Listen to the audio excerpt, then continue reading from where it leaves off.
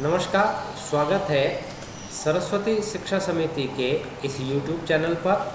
हम कक्षा द्वादशी के सूचना प्रौद्योगिकी एवं प्रोग्रामिंग विषय के पाठ संख्या 3 शॉर्टिंग के ये 5वें भाग में अध्ययन करेंगे। आज हम क्विक शॉर्टिंग यानी हिंदी में इसको कहते हैं त्वरित शॉर्टिंग के बारे में जानेंगे। त्वरित शॉर्टिंग क्या है और वो किस प्रकार से कार्य करती है। यह एक इन प्लेस शॉर्टिंग है।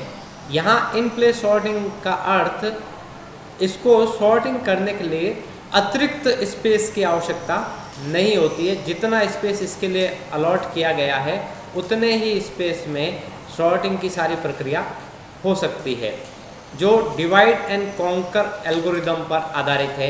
यानी इसमें एरे को अलग अलग भागों में डिवाइड करने की प्रक्रिया अपनाई जाएगी। इसमें एक बड़े एरे को दो छोटे छोटे भागों में बांटा जाता है, किंतु ये मर्ज शॉर्ट से अलग है, क्योंकि मर्ज शॉर्ट में भी एरे को दो भागों में बांटा जाता है, लेकिन इसमें कुछ प्रक्रिया अलग है। इसलिए हम कहेंगे कि ये मर्ज शॉर्ट से बिल्कुल अलग है। इसमें एरे के विभाजन से पहले एक वैल्यू का चयन किया जाता है। मध्य, जो लगभग मध्य की वैल्यू होती है, उसे पाइवट वैल्यू कहते हैं। मध्य की वैल्यू यानी जितने मान उसके अंदर दे रखे हैं उन मानों के आधार पर बीच में लगभग कौन सी वैल्यू आ जाती है यदि वो, अन्यथा फिर राइट साइड से जो सबसे अंतिम वैल्यू है उसको पाइवट वैल्यू मान लिया जाता है। इसके बाद जितनी भी पाइवट वैल्यू से छोटी वैल्यू है उन सबको लेफ्ट हैंड साइड में, तथा पाइवट वैल्यू से बड़ी जितनी वैल्यू है उनको राइट हैंड साइड में ट्रांसफ़र किया जाता है। इस प्रकार पाइवट वैल्यू बीच में आ जाती है, लेफ्ट हैंड साइड में सभी छोटी वैल्यू और राइट हैंड साइड में सभी बड़ी वैल्यू रह जाती है। ऐसा जब हो जाता है तो पाइवट वैल्यू को छोड़कर शेष जो है उन एरे को दो भागों में विभाजित कर दिया जाता है। अब यहाँ दो भागों में एरे को विभाजित करने का मतलब यहाँ कोई दो अलग अलग एरे नहीं होंगे, केवल उनके दो अलग अलग पार्ट होंगे, जो लेफ्ट पार्ट और राइट पार्ट कहलाएगा। इसके बाद यही प्रक्रिया दोनों जो अलग अलग पार्ट है उनके ऊपर भी निभाई जाती है। यानी उन दोनों भाग में से एक एक पाइवट वैल्यू लिया जाएगा और उन पाइवट वैल्यू के लेफ्ट साइड में छोटी वैल्यू और राइट साइड में बड़ी वैल्यू स्थानांतरित की जाएगी। इसमें यदि कोई वैल्यू पाइवट वैल्यू के बराबर है तो उसको लेफ्ट या राइट दोनों में से किसी भी स्थान पर रखा जा सकता है। जैसे हम इस एनिमेशन की बात करें, इसमें 3 को पाइवट वैल्यू लिया है और लेफ्ट और राइट को कंपेयर किया गया। जहाँ पर दो छोटी वैल्यू मिलती है इसको लेफ्ट हैंड साइड में ट्रांसफ़र किया जाएगा। इसके बाद में 5 और 7 को कंपेयर किया जाएगा, दोनों ही बड़ी वैल्यू है।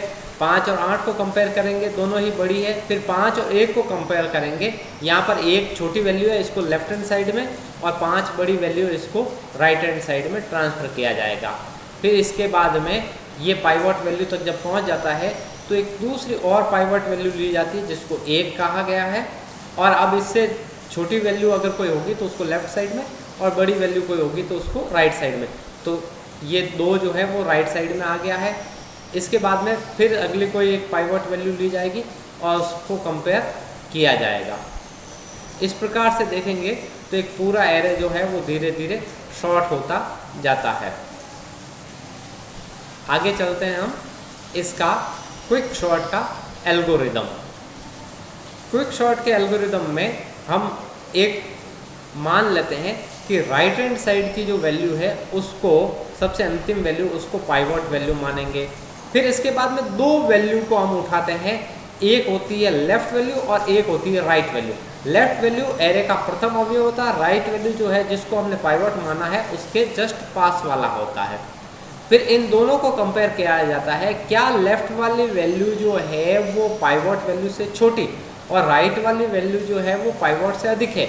यदि ऐसा है तो उनको उसी प्रकार से रखेंगे।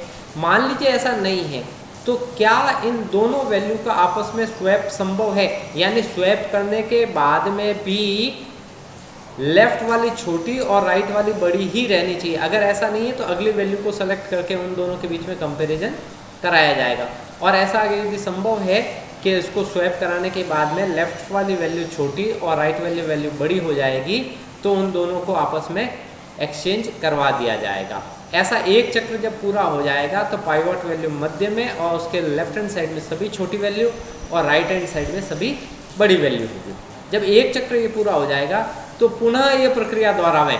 पुनः ये प्रक्रिया दोहराने का मतलब है कि यही प्रक्रिया जो शेष दो भाग हैं उनमें भी एक एक को पाइवट लेंगे और फिर उस प्रक्रिया को आगे बढ़ाएंगे। इसी का ये प्रोग्राम है जिसमें क्विक शॉर्ट नाम का एक हमने फंक्शन लिया है। इसमें कुल 25 वैल्यू हो सकती है, फर्स्ट वैल्यू और लास्ट वैल्यू।